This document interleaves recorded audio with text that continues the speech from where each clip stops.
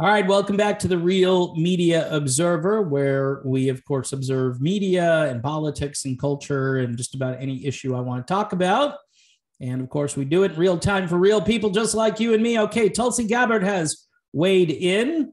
And Tulsi, see, this is so in the Tulsi Gabbard wheelhouse. If you remember during the campaign where she said, foreign policy is domestic policy. And the eyes just glazed over and people were like, but what about Medicare for all? What about Medicare for all? And Tulsi had a plan. It was different from the Bernie plan. It didn't go far enough, according to a lot of people on the left. I thought it was a decent plan. It allowed people still to have choice. And then again, people don't want people to have choice, which doesn't sound very democratic to me. We don't like mandates, by the way. Did we learn that we don't like mandates? We didn't like the mandated Obamacare either, and Obamacare sucks, all right? So yeah, there's a solution to this problem that's part free market, part controlled by some local entity and not just some authority that's going to dictate that you need to go to CVS, Walgreens, and get your QR code and get your paperwork ready and do all that. Jump through our hoops. No, that is not a good model. There is a solution though, but we can't work on those solutions right now. We're a little busy right now. We're a little busy provoking Russia into World War III. And what's interesting though is today Russia and Ukraine are actually in peace talks, and some real negotiations are going on. And I don't think it's Russian propaganda to hear that those guys are actually really serious about bringing this to an end, rather than the Tony Blinken, Joe Biden, Victoria Nuland plan, which is to escalate, right? So Tulsi Gabbard says this about Biden. It was not a gaffe at all. Of course, that's referring to the whole, we need to remove him. He just can't stay in power, referring to Putin. President Biden just said out loud what the aims and objectives of his administration's policies are, which is regime change in Russia to get Putin out of power. By the way, this is also the objective of Lindsey Graham. And also, all of these Republicans who were kind of more Trumpian in their foreign policy, meaning that they weren't all gung-ho.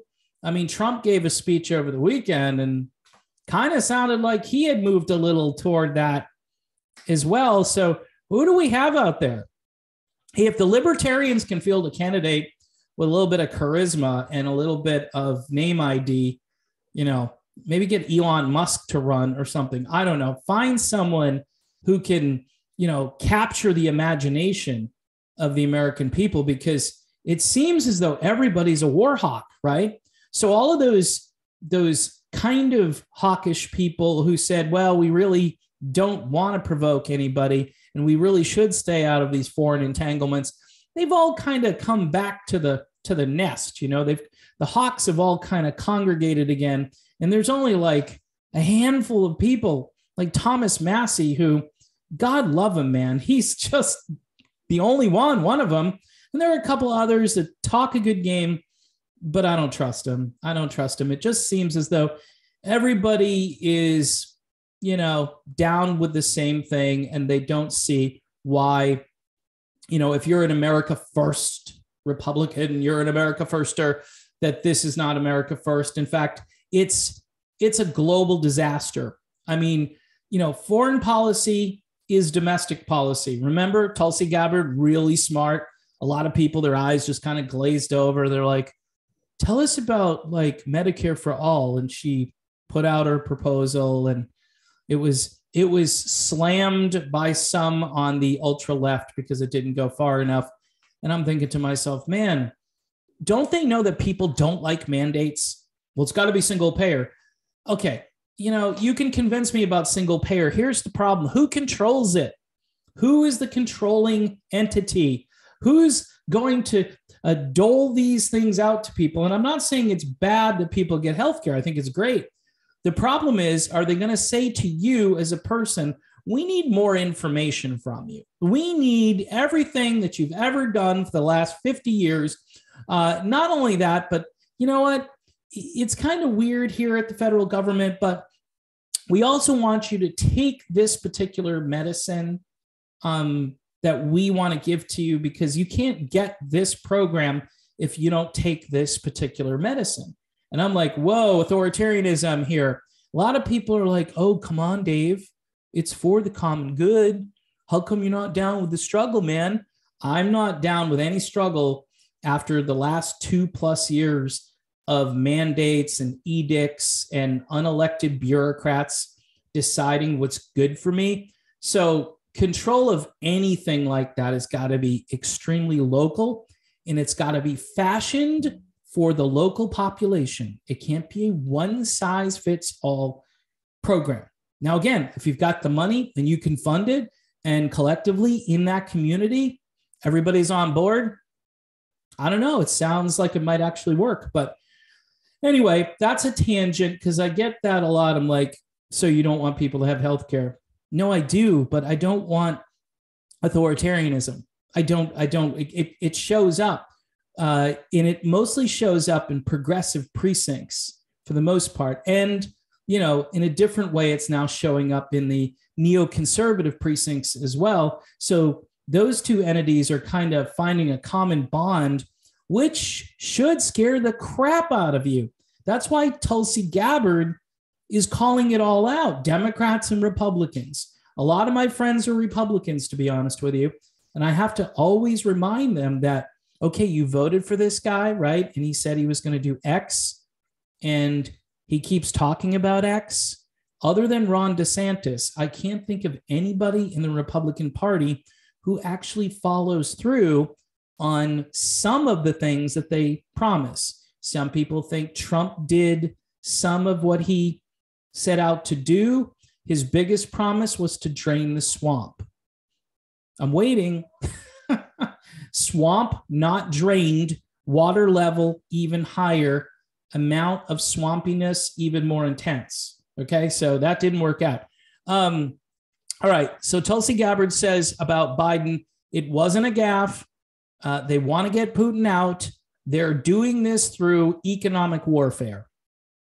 Apparently, she was on with the great Tucker Carlson. And look, if you don't like Tucker, I do, because I'm going to get at least some kind of contrarian argument and presentation from him. I'm watching a lot of different things. I'm still watching the forbidden television from Russia, okay? I am also checking in from time to time with people like Jimmy Dore and a few smart people over on the left who I can tolerate. But I get a lot of different information. I like to listen to Thomas Woods. And again, if I just listen to a random like Tim Pool video, I probably am getting more real hardcore information presented in a way that's less biased and less leading than most of the stuff on either the left or the right. But I just want information. You know, that's my thing. I want information. And it's hard to get good, clear information without somebody leading you somewhere. You know, I want to go deeper into this stuff, but a lot of times people are very shallow because they're too concerned that their ideology somehow needs to be represented when they speak about anything. And it's like, dude, just give me the facts. Okay. That's all I want. So Tulsi Gabbard basically lays out how the U.S. government is doing this with Russia. She says they are doing so by waging this modern day siege against Russia, isolating, containing, destroying their economy, starving the Russian people in the hope that the Russian people or the military will rise up and revolt and overthrow their government and get rid of Putin. Gabbard said the Biden administration was lying about its true intentions for fear of alienating voters, anxious about the conflict in Ukraine. Now, if we had a political party, and again, this is supposed to switch, right? Like we're going to get a whole bunch of Republicans supposedly this year. That's if they have paper ballots and stuff, you might get Republicans in there. And even the Republicans that are running, and they're supposed to be the new breed of Republicans that are less hawkish, they're all like, again, 95% of them, oh, well, this is what I would do about Russia. And basically, it's what Tulsi Gabbard just laid out here: starve them and make them suffer economic sanctions so the Russian people can suffer, right? While, again, the oligarchs in Russia and the leadership in Russia is mostly unaffected. But there is a difference between Russia and the United States. The Russian leadership, I think, really does care about their people. And I think they have kind of like a Russia first policy. Hence, this is why they're upset with what's happening in the Donbass region, because those are Russian speaking Ukrainians, and they've been bombed for 8 years, and 14,000 people there have lost their lives. And this stuff used to be reported on before we got this gung-ho, we're going to war and we got to convince everybody. And hi, I'm George W. Bush, and there are weapons of mass destruction. In this case, Russia wants to take over the whole country, even though there's no sign that they want to take over the whole country. There's no sign whatsoever. In fact, it's just the opposite. They're doing peace negotiations today. Just keep NATO out of it, and I think you'll have an agreement. If NATO gets involved or the U.S. continues to push their way into things, and again, these gaffes are, whether they're stupidity gaffes or they're the quiet part out loud, either way, it's super dangerous what the United States is doing. And Tucker Carlson made this point on his show. If Biden's cognitive decline is so great that when he gets up on the world stage, he causes World War III because he's got a brain fart going on and he can't remember what he's supposed to say. And they had him, by the way, with the cue card the other day. It was just like a whole bunch of things that, you know, you need to either apologize for or walk back or backtrack on, whatever, you know, the catchphrase is on, circling back, right? Circling the wagons and making a new statement about something you said. He basically told Peter Doocy, who is the only guy in the press corps who may ask a question that isn't easy to answer, right? Isn't a softball, like, where's Ukraine? Even though that seems like a softball, that might be difficult for Biden. The point being is that, you know, he's got to consult his notes because Peter Doocy basically asked him about what he said when he was hanging out with the soldiers. And Biden basically said, no, it didn't happen. I didn't say that. It didn't happen. And everybody, again, the tape is there. The replay, you want to go see the replay, just press play and watch it over and over again. It's incredible. I mean, these people are now operating in a world, right, where they can say something on Tuesday, and on Wednesday, they can tell everybody they didn't say what they said on Tuesday. And you could hold up your little phone and say, here it is. You want to? No, that's not us. Those people look like you. I don't know. Next question, please. All right. Anyway, you've taken it out of context. They come up with the most lame, like, that's the only word I can come up with, lame excuses. And it's dystopian. It's okay. We can just say something today, and then it doesn't mean anything the next day. It's quite incredible. So Tulsi says that they're really worried about alienating voters and escalating a war between NATO and Russia. Now, most Americans, here's where I come from when it comes to the people that I see out in public. Most people just see, okay, the gas prices are going up. I hear there's a conflict, two countries that I really don't care that much about, but I'm told every day that I need to have a blue and yellow icon, flag icon, either on my Twitter or my Facebook, or I need to donate money. This is the most outrageous thing. Donate money to Ukraine. We just gave them $13 billion. And you're making civilians who are struggling to make ends meet, you're asking them to contribute to Ukraine. This goes well beyond lunacy. This goes into territory.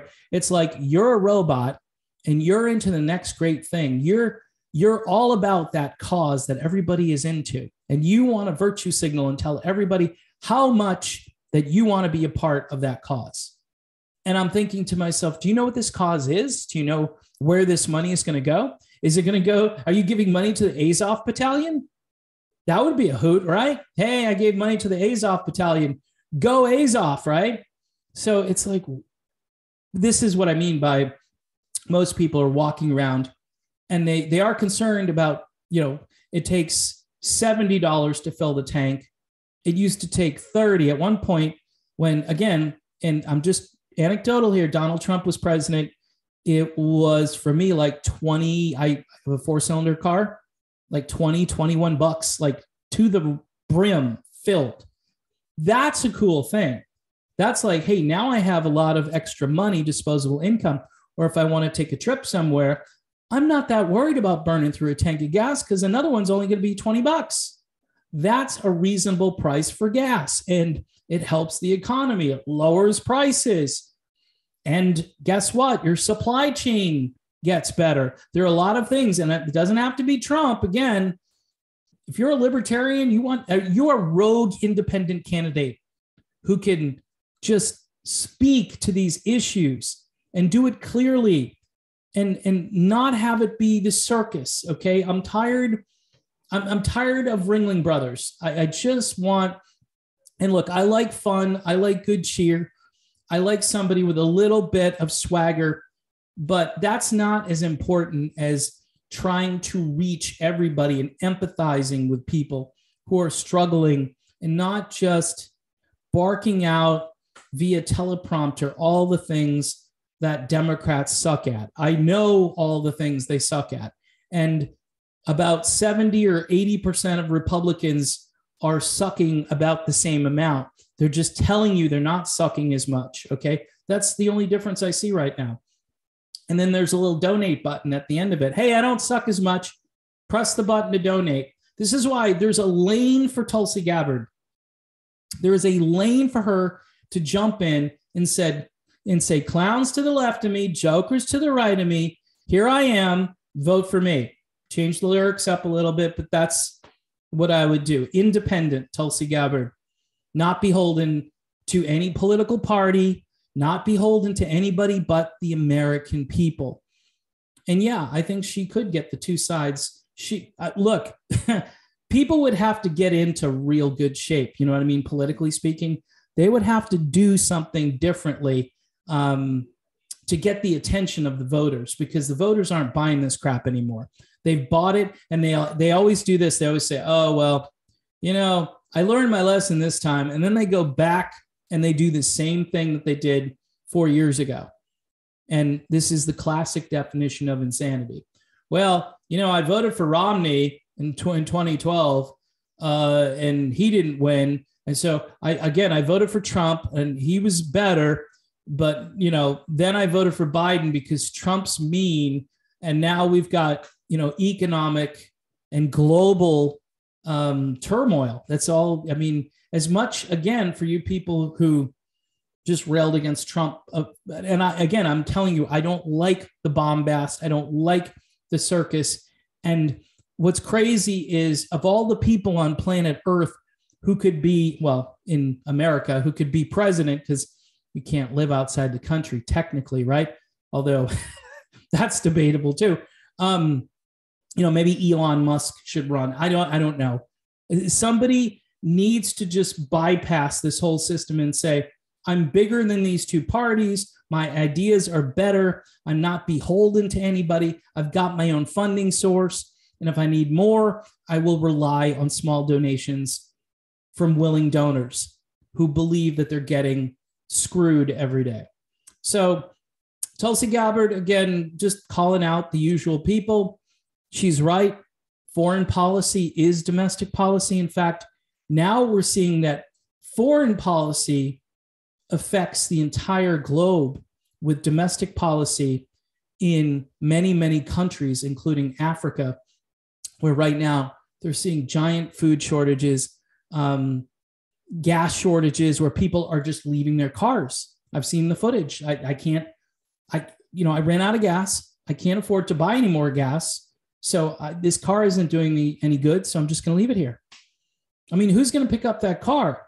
Somebody affiliated with an oligarch. They'll put it on a trailer and they'll tow it away, probably, right, to their dealership somewhere, and it'll get shipped somewhere and be sold or scrap metaled, or, the catalytic converter will be melted down for part, they need all of those resources right now. So you might as well just make another country really poor. That's what this has been about for 2+ years. I mean, the beginning of COVID and then up until now, it looks really orchestrated. And the smart people know, the smart people can sense that something's not quite right, that this seems very much like one crisis, then another crisis. And then it's a giant psychological operation for many of us, because we're thinking, okay, please stop it so I can relax for a while. I mean, I could see why a lot of people would want to self-medicate. I mean, these seem like the last days, and you're going through the last days of what planet Earth is like, and you're looking around going, screw this. I don't want to participate in this. I didn't participate that much in the last 2 years. I just yelled at the TV all the time, and I'm still being told, you're a little bit out there. I mean, you're not in the mainstream. Everybody I know went and did the thing. They went to Walgreens, and some of them did it twice and 3 times. And I'm thinking to myself, holy crap. So do you have informed consent? Because I didn't have informed consent. Well, they told me blah, blah, blah. Again, it's the government lying to you. It's the government saying stuff that can't be verified. It's the government who is trying to be omniscient. And now our government, which is pure imperialism, it just really upset because we can't just go around the world and tell Russia to knock it off, or put our 2 cents in where it's not wanted. We used to be able to do that a little easier, but I think the rest of the globe is actually catching on to us finally. And it's about time, because we need to be knocked down a few pegs. I hate to say this about my own country, but until we learn and we wake up and we say, you know what, we effed up and we need to do something differently. And I don't know who in our government is going to do that. Tulsi Gabbard isn't in our government.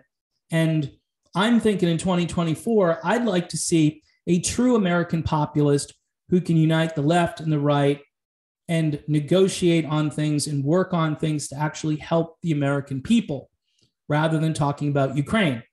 See, it's just another distraction. All right, folks, I'm done with this video. I am overheating and needing a timeout. Definitely need to go in the corner and have a timeout. But again, thanks for watching the channel, subscribing.